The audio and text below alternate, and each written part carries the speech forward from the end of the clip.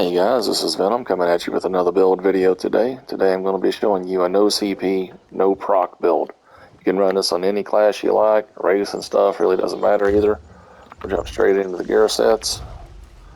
Lightning Staff for the Sergeant, Sharpen Trait, Disease Enchantment, 2-piece gives max health, 3-piece health recovery, 4-piece weapon and spell damage. The 5-piece, when you deal damage with a heavy attack, you gain a stack of Sergeant's Focus for 5 seconds. Increasing the damage of your heavy attacks by 645 per stack. This effect can occur once every second, stacks up to 4 times. The head, Mighty Chudan. All the armor is max magic enchantments. This piece is N-Pin. The 1 piece provides 1487 armor. Chest is Sergeant's. I got a Divines on it. Next set, Prize. The 2-piece gives max health, 3-piece 1487 armor, 4-piece another 1487 armor, and the 5-piece. Increase your physical and spell resistance by up to 10,206 based on your missing health. The waist is N-Pin for the hands, the legs, and the feet. The necklace, Bloodthirsty, Sergeant's, weapon and spell damage. I got 1 protective trait with mag recovery for this Oaken Soul, and Bloodthirsty weapon and spell damage for the other ring. The skills, what I like to run on my Sork is DAEDRIC Minefield. This puts 5 mines down on the ground. It's good for when you're fighting, like if someone's trying to fight you up close, melee. This is going to allow you to kind of have that buffer around your character and get them off of you. It's a great way to play defensive and deal damage too. If you get people that like to go dollhouse around a rock or a tree, you see their path that they're going around in, just get up against that object, drop these mines, and just block their path. They'll come right back around the object and more than likely just run right into it, probably kill themselves in the process. Mage's Wrath for the Execute. This right here deals shock damage. It deals 20. If the enemies fall below 20% health within 4 seconds, it deals an explosion to all enemies in the area for more shock damage. Streak.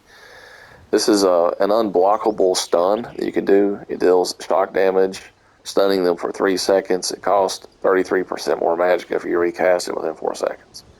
You're going to want to run Elemental Susceptibility or maybe Razor Trops or some other debuff on if you're running this on a different class, because you're running heavy armor, so you're going to need that extra penetration.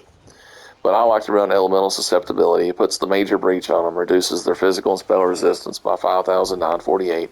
It lasts 30 seconds. It's got a range of 35 meters.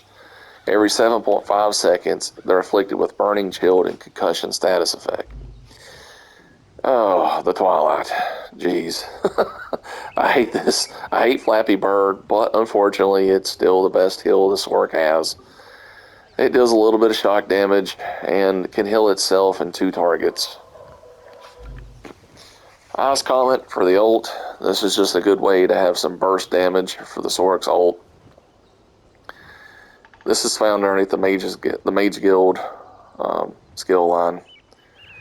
This will deal frost damage to all enemies in the area, knocking them down, stun them for 2 seconds, reducing the movement speed 50% for 6 seconds. After impact, enemies in the target area take frost damage every 1 second for 13 seconds. Down through here, you can change out skills if you like. I always recommend people for the Sork to have at least 1 dark magic ability, just so that you can benefit from your passives. This can heal you whenever you hit them with a dark magic ability. This puts the Bind of Prophecy in the group, increasing your crit chance by 6% for your group. The DAEDRIC Summoning, you can run Haunting Curse. Sometimes I will swap out Mage's Wrath. I don't know if people are using Evasion or if the game is laggy. Sometimes when I go to cast my Mage's Wrath, it just disappears into the ether. It's gone. So if it's super laggy and your Wrath doesn't seem to want to work, Haunting Curse is a good choice to run. This will deal magic damage, target them, the magic damage to all their nearby enemies for after 3.5 seconds. It'll go off again after another 8.5 seconds, deals magic damage, and then another explosion. You can run a ward if you like, but keep in mind out in PvP, the values get cut in half. If you want to run them, it's up to you.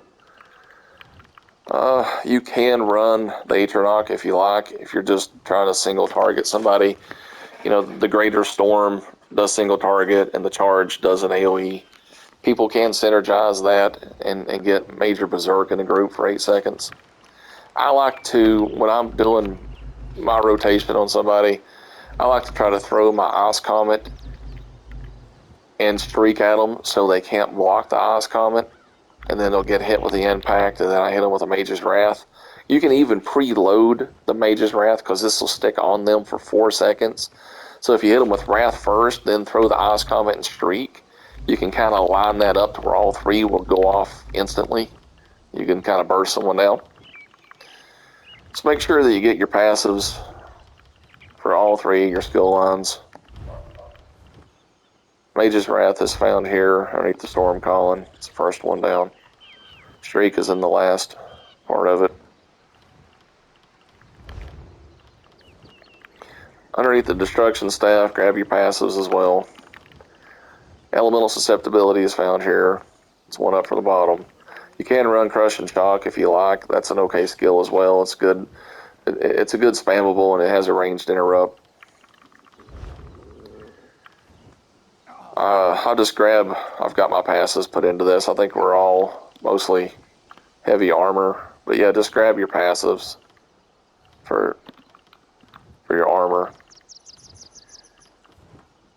Underneath the Fighters Guild, if you want to run Silver Shards, sometimes I like to run this as well. That's an okay skill, but this is... I would recommend these skills for the no CP, especially this debuff from susceptibility over the Silver Shards, because you're going to need the pin. So make sure that you grab your passives. Banish the Wicked. This will give you 3 ultimate whenever you kill an enemy. If you do run a Fighter's Guild ability, I mean, you might even want to run Dawnbreaker or something, then make sure you grab Slayer. This will give you 3% more per Fighter's Guild ability slotted. 3 more weapon and spell damage. Underneath the Mage's Guild is where your Ice Comet is.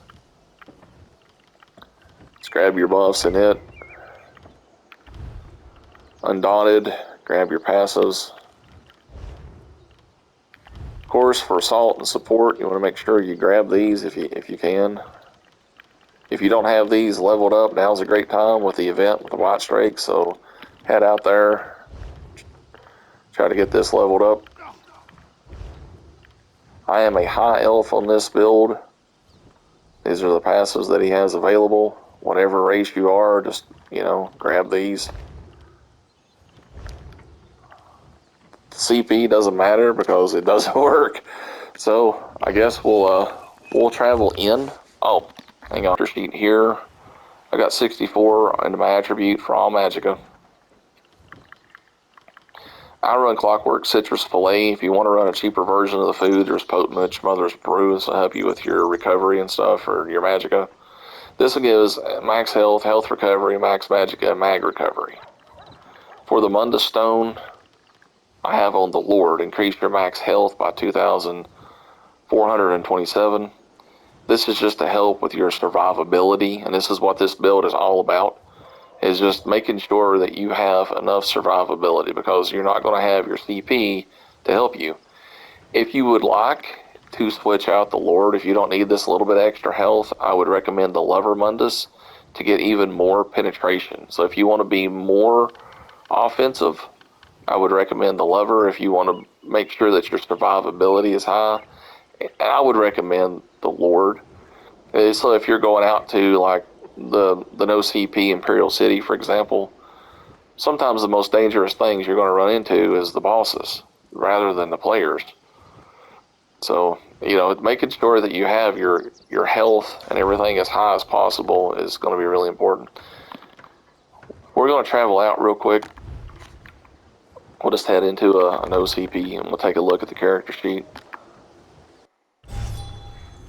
Alright, let's see what we got here.